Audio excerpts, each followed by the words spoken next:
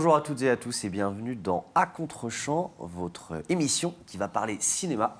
Et aujourd'hui, j'ai le plaisir de parler d'un thème bien particulier, le son et la musique dans le 7e art. Au sommaire dans notre émission, on a le plaisir d'accueillir Dalcina qui est déjà présent sur notre plateau. Ils sont 3 sur ce beau canapé bleu. On va avoir un micro-trottoir un petit peu spécial. On va vous montrer des scènes de cinéma un peu particulières. Un reportage au cœur du Festival des Trois Continents, la chronique coup de cœur de Clément. Et on fera aussi un petit jeu en fin d'émission. A tout de suite pour ce premier numéro d'À Contre-champ. Je les ai présentés brièvement il y a quelques secondes pendant la présentation de l'émission. Donc ils sont avec nous sur ce canapé. C'est Dalcina. Bonjour Dalcina. Bonjour. Bon, je vais vous présenter rapidement chacun d'entre vous. On a Anthony Plutarski qui est avec nous. Tu fais de la batterie. Mara Deveau est également avec nous. Elle est claviériste et chanteuse également. Et Paul Blini, tu es à la basse et aussi au chant. C'est bien ça? C'est ça. Alors Anthony, est-ce que tu peux un petit peu nous parler de toi et nous présenter ce groupe qui a été créé il y a quelques années, qui est assez récent quand même, je crois. Ouais, c'est ça. C'est la première année là, de lancement. On répétait un petit peu depuis 2 ans à peu près, mais là c'est la première année où ça y est, on se montre en public, on va dire. Et donc du coup, Dalcina, c'est un trio qui en fait, se réunit autour de la poésie et de la musique et autour des textes de Mara, du coup. Et voilà, on essaye de créer un univers qui nous ressemble et de parler de plein de thèmes qui nous inspirent. Mais je vais laisser Mara en parler. Exactement, Mais... ou Paul. Hein, je sais ou pas. Paul, enfin de toute façon vous allez avoir le droit à la parole évidemment tous les 3. J'ai même une petite définition pour parler de vous. Je crois que votre musique mélange un rythme épicé et mélodies étranges inspirées du jazz, du néoclassique, de la trance et de la pop. Entre amertume, espoir et désir, les textes en français renvoient à des expériences universelles et des éclipses introspectives. Tout un programme. Est-ce que ça correspond à peu près à ça, Dalcina, Mara? C'est ce qu'on a... Ouais, on a essayé de résumer un petit peu l'univers musical et poétique autour de ce petit paragraphe. Ouais, effectivement, on a envie de parler de plein de choses existentielles, un peu comme beaucoup de poètes ou de musiciens, que chacun peut vivre indépendamment et en même temps, c'est des expériences universelles aussi. Et c'est toi qui à l'origine qui a contacté Paul et Anthony pour créer ce groupe? Vous étiez copains déjà avant? En fait, on se connaissait déjà. Je les voyais déjà jouer ensemble, on va dire, parce qu'ils jouent ensemble dans d'autres groupes aussi. Ils rentraient tout à fait dans l'univers que je m'imaginais, poétique, un peu visuel aussi. Et du coup, je les ai contactés, je leur ai proposé de faire ça, de créer un trio plutôt acoustique, simple, de partir aussi plus loin que la musique. Pour ça, on a aussi contacté une amie à moi, qui est artiste plasticienne et qui a aidé à faire les costumes, qui nous a aiguillés un petit peu sur ce qu'on pouvait chercher comme vêtements aussi de notre côté. Donc il y a une vraie direction artistique autour du groupe, c'est pas juste de la musique, ouais, on si essaye. je comprends bien. Paul, toi quand Mara est venue te chercher avec Anthony, ça t'a tout de suite intéressé ou t'as eu peut-être des doutes au début ou tout de suite le projet t'a emballé? Moi, ça m'a tout de suite emballé parce qu'en gros, dès qu'on a joué, Mara elle nous avait proposé une chanson et qui était une de ses compositions, que ce soit le texte ou les mélodies, les accords qu'elle proposait. L'univers m'a tout de suite embarqué. Je trouvais ça hyper singulier et en fait, on a vite, comment dire. Ça a vite matché. Oui, c'est ça, complètement. Eh ben, on va continuer à s'intéresser à votre groupe tout à l'heure. On va avoir un petit temps pour discuter. On va vous entendre chanter aussi. Mais d'abord, on a ce petit micro-trottoir dont je vous parlais dans le sommaire. On est allé à la rencontre des spectateurs du Festival des Trois Continents et on a montré des scènes de cinéma. Alors, vous allez voir, elles sont un peu particulières. On regarde le micro-trottoir et on en discute juste après avec Dalcina. Dans le cadre de nos micro-trottoirs, nous avons montré un extrait de Retour vers le futur avec et sans son pour ensuite leur poser des questions sur leur ressenti. Voici leur réaction. Non, je pense que le son apporte quelque chose, mais je pense que l'image quand même est plus forte que le son au cinéma. Qu'il y a des films sans son, une comédie musicale, a priori, on peut imaginer qu'on a plus besoin du son que de l'image. Aussi important en fait, ça participe vraiment à, à l'ambiance et au suspense même sur le petit extrait que vous avez passé. Enfin, on sent qu'il se passe quelque chose, voilà. Et moi je préfère l'image avant tout. Et le son m'intéresse quand même énormément parce que je trouve que ça met beaucoup plus de tension. C'est important. Ou alors il faut de la musique, quoi. Voilà. On n'est pas obligatoirement des paroles, mais de la musique, quoi. Ouais, je pense que c'est plus important que l'image parce qu'un son qui n'existe pas ou un son qui est saturé, même s'il y a une belle image, on comprendra sûrement peut-être moins bien l'histoire. En tout cas, je trouve que ça fait ressentir plus d'émotions. Eh oui, le cinéma sans le son, c'est plus tout à fait du cinéma quand même. J'en profite pour vous poser la question, Dalcina, tout simplement, est-ce qu'il y a des films, vous, qui vous ont marqué quand vous étiez petit ou récemment et qui peuvent influencer peut-être votre musique Anthony, peut-être? Ouais, carrément. Là, le premier film qui me vient à l'esprit, c'est un film qui s'appelle Breakfast Club, qui date des années 80. Et c'est un film que j'ai vu avec mes parents quand j'étais petit, plusieurs fois, sans comprendre la dimension, on va dire, un peu psychologique qu'il y a derrière, et ce que ça raconte, quoi, dans le contexte de l'Amérique de l'époque. C'est bizarre dit comme ça. Mais bref, et du coup, en le re-regardant des années après, j'ai que 20 ans, donc pas non plus, voilà. Mais enfin là, récemment, j'ai capté un peu ce que ça racontait. Et ce que ça raconte au niveau de l'ouverture vers l'autre, essayer de sortir de ses préjugés, d'aller à la rencontre des individus. Je trouve que c'est assez beau parce que ça reste quand même un film qui est... à l'époque, on appelait ça teenage movie. Je veux dire, c'était catégorisé comme un teenage movie, donc on pourrait s'attendre à quelque chose de léger. Et en fait, il y a vraiment une vraie profondeur. Et la musique à la fin. Et la musique, super BO d'ailleurs. La dernière scène. Alors je sais plus le groupe, tu te rappelles? C'est Simple Minds. C'est Simple Minds, ouais. Just you. Exactement. Je vais pas chanter. Et puis ça s'ouvre sur... Il y a aussi des petits refs à Bowie qui sont incroyables. Et c'est pareil, quelqu'un que j'adore. C'est mon père spirituel, on va dire, dans la musique. Donc ce film, il résume bien un petit peu mes inspirations... musique, cinéma, c'est le bon entre-deux, je dirais. Breakfast Club, on conseille Breakfast Club pour ceux qui n'ont pas vu, film culte des années 80 et c'est vraiment génial. Mara et Paul, est-ce que vous, il y a un peu comme Anthony, est-ce qu'il y a un film qui vous a marqué, qui a pu vous forger dans votre jeunesse et même toujours maintenant, dans votre jeune vie d'adulte? Oui, je pense. Moi, ça va être plus aussi dans les films d'animation, donc tout ce qui est Studio Ghibli. Sinon, récemment aussi dans les images, j'ai vu une espèce de mini-série animée sur Netflix qui s'appelle Mononoke. Et c'est pas le studio Ghibli. Ça n'a rien à voir avec... Ouais, c'est quelque chose d'autre. Et franchement, dans les couleurs, dans les dessins, ça me fait écho au visuel que j'aimerais pouvoir atteindre avec Dalcina personnellement.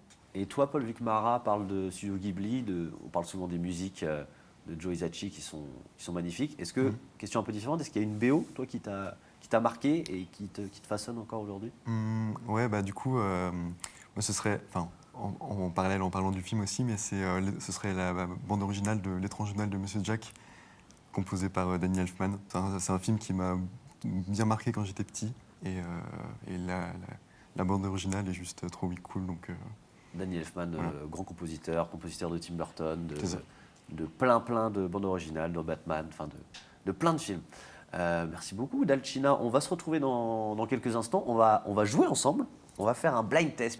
Et dans la deuxième partie de l'émission, on aura un reportage au cœur du festival des 3 continents, dans les ateliers pro du festival. On aura la chronique coup de cœur de Clément. Mais avant ça, petite page de pub. Mais avant la page de pub, ils sont là, ils sont sur le canapé, mais ils vont se retrouver en live pour nous chanter une de leurs chansons. C'est Dalcina qui est en live avec nous. À tout de suite.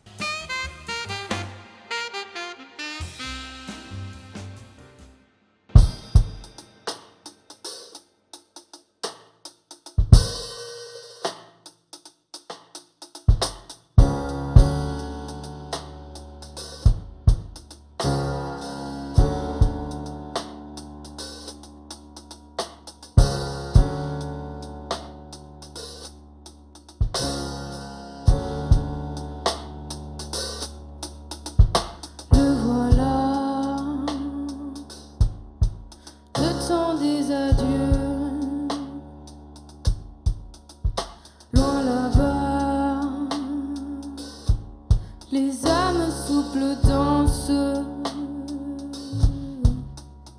Le voilà, le temps des adieux.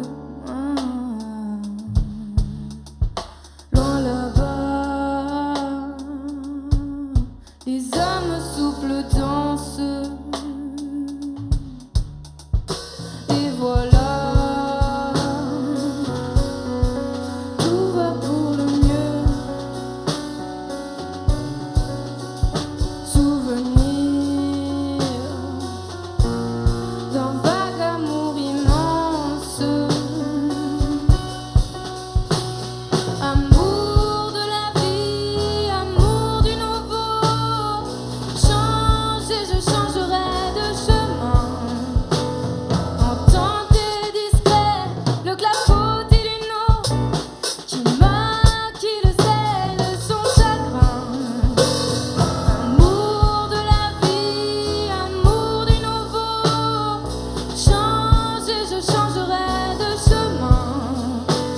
Entendez discret le clapotis d'une eau qui maquille le sel de son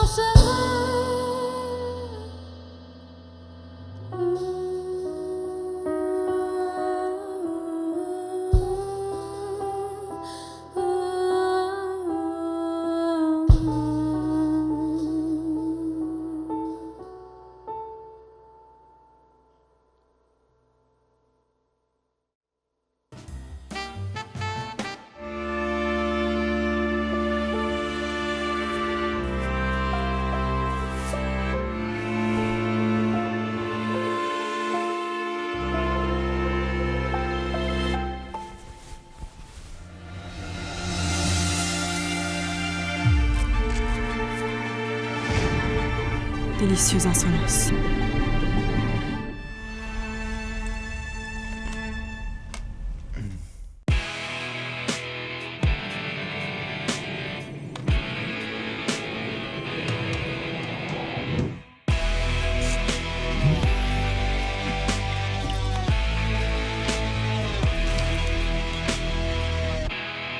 Morning Bloom, your spring. De retour dans À Contre-champ, toujours avec Dalcina, pour parler avec nous du son et de la musique au cinéma. Et tout de suite, on va partir au Festival des Trois Continents pour un atelier pour améliorer son pitch de film avec des cinéastes du monde entier. On regarde et on se retrouve juste après.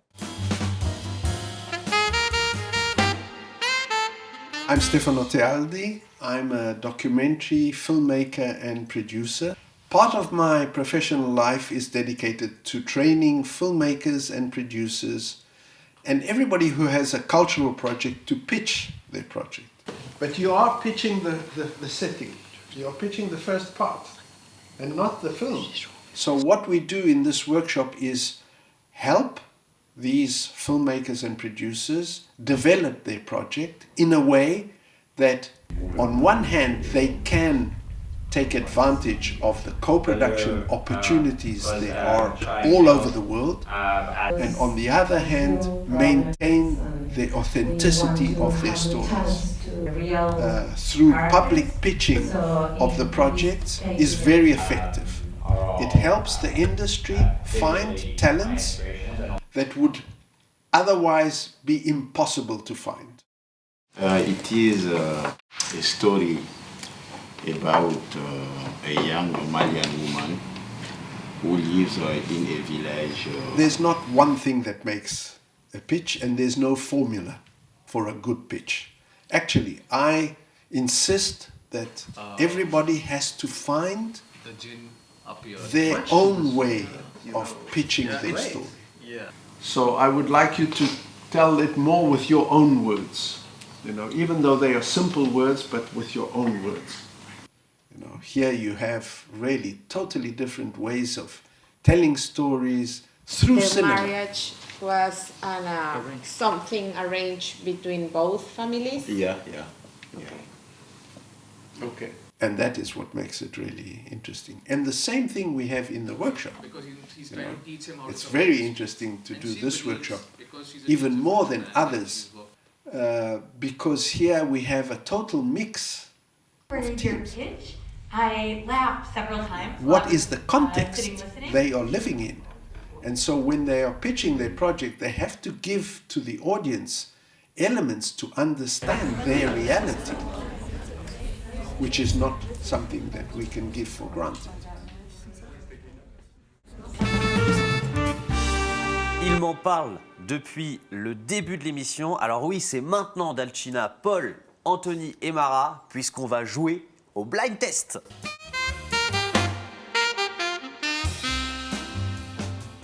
Et oui, c'est l'heure de jouer. Je suis très très content de jouer avec vous, Dalcina. Vous êtes toujours là sur votre canapé. Est-ce que vous êtes prêts à trouver des musiques? Oui. Yes.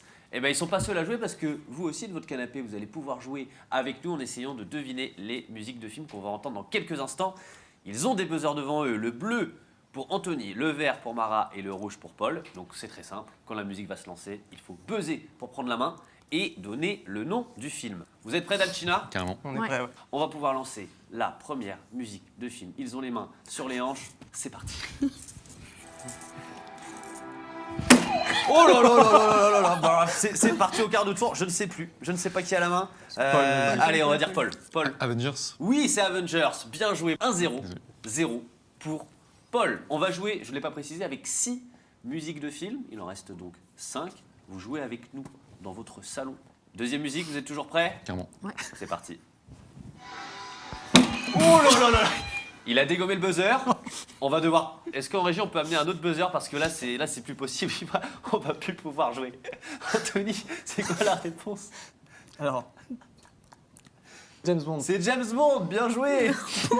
La prochaine fois, plus doux. Il t'a pas bien fait sûr. de mal. Ok. Non mais j'avais peur, c'est pour ça. 1-0. On va lancer la troisième musique, mais on fait attention au buzzer, s'il te plaît. Troisième musique, je regarde ce que c'est, et c'est parti. Ça allait super vite, il y allait beaucoup du tout. Qu'est-ce que c'est? C'est Top Gun. C'est Top Gun. Le 1 ou Maverick? Ça c'est le premier. C'est le premier. Ouais. T'as le titre de la chanson? Ouais. Très bien. Lumière verte, c'est bon, c'est gagné. Ça fait 2-1-0, c'est très serré. Mara est un petit peu derrière, mais ça ne veut rien dire. La quatrième, Mara. Je crois en toi, peut-être pour mettre un point. C'est parti. Oh là là là là là là là là là. Ça s'est joué à rien du tout, mais je crois qu'Anthony a une petite longueur d'avance. Ouais, Titanic. C'est Titanic, bien joué. Il reste plus que 2 musiques. Au niveau des scores, on est à 3, Anthony, 1 Paul et 0 Mara. Ouais. Mais c'est pas terminé. On va lancer la 5e musique de film, c'est parti. Oh là là là là, ça se joue à rien encore, c'est trop rapide. Paul? L'Exorciste. L'Exorciste, bien joué. Film sorti en 1973, La tête qui tourne.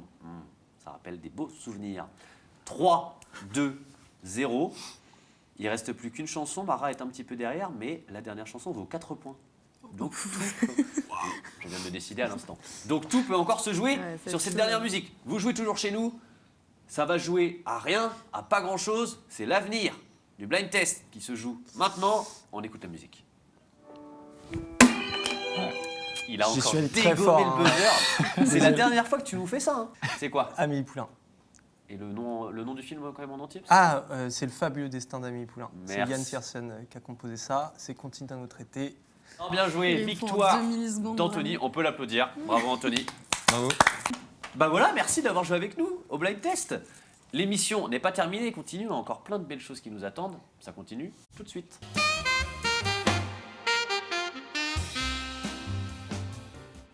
Et maintenant, l'un des moments les plus attendus de notre premier numéro d'À Contre-champ. Il nous revient tout droit de la Fashion Week où il a passé une semaine. Il a les cheveux soyeux, il est très grand et il est fan de cigarettes after sex. Il vient nous présenter ses 2 films coup de cœur de la semaine. C'est l'heure donc de la chronique coup de cœur avec Clément. Bonjour Clément. Bonjour. Bonjour. Bonjour à tous. Comment ça va? Merveilleusement bien et vous? Bien. Ça va. Eh bah super. T'as ton micro, un petit J'ai mon micro main. micro. Non, Tu vas nous présenter 2 films. C'est bien ça? Exactement. Eh bah c'est parti. Et bah du coup je voudrais vous présenter des films coup de cœur pour un peu pousser aussi en avant des films qui viennent des 4 coins du monde, en commençant par Turtles Can Fly de Baman Gobadi, qui qui nous vient tout droit d'Iran. Il est sorti en 2004 et il raconte l'histoire d'un groupe d'enfants à l'aube de la guerre en Irak qui retirent des mines qui polluent leur village et ils ne peuvent rien faire d'autre qu'attendre que le régime en place s'écroule. Et dans ce film, le silence y prend une part énorme et il met en évidence la tension constante qui plane, car à tout moment, l'explosion d'une mine peut venir faire éclater ce silence fragile. Le son est quelque chose que les personnages cherchent à dompter. Un peu comme une arme, il est d'abord maîtrisé par les avions militaires, les tirs, les cris, mais petit à petit, on arrive à gratter toujours un peu plus de ce silence, pour le meilleur ou pour le pire. Alors ça, c'était ton premier film, et je crois que tu en as un deuxième à nous conseiller. Exactement.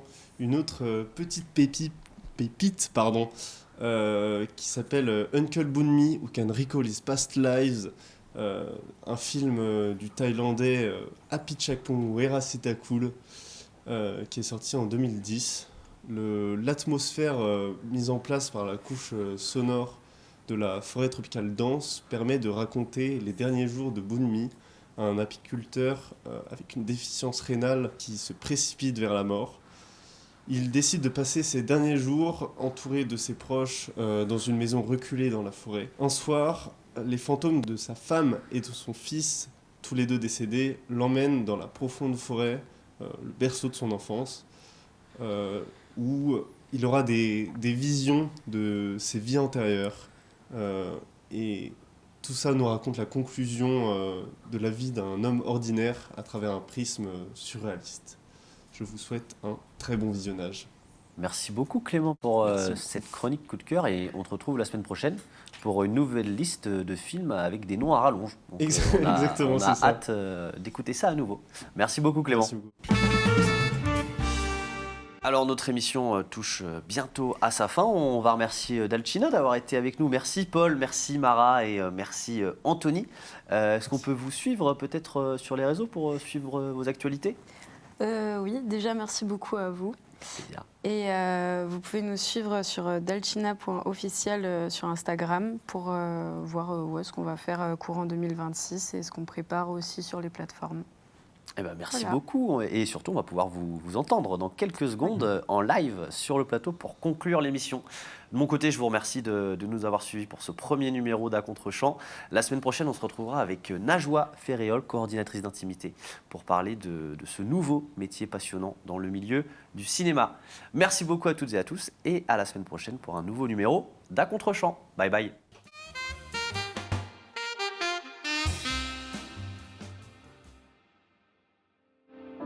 Entre deux danses, ma main en spirale dans la nuit. Quand les étoiles brillent, lance un regard autre part. Je veux oublier hier soir et ne plus désirer un mot et je tombe alors. Tais-toi à jamais. Succomber m'est impossible, succomber m'est impossible. Les notes graves grondent en moi, elles rient à l'unisson. Et je veux autant m'enfuir que me jeter dans tes bras. Le voyage est long jusqu'au revoir et tes lèvres n'en connaissent que très peu. Et je te dis mieux là-bas, mais mes larmes ne mentent pas. Grain d'espoir dont les branches poussent déjà. Pourquoi se nourrir d'absence entre deux?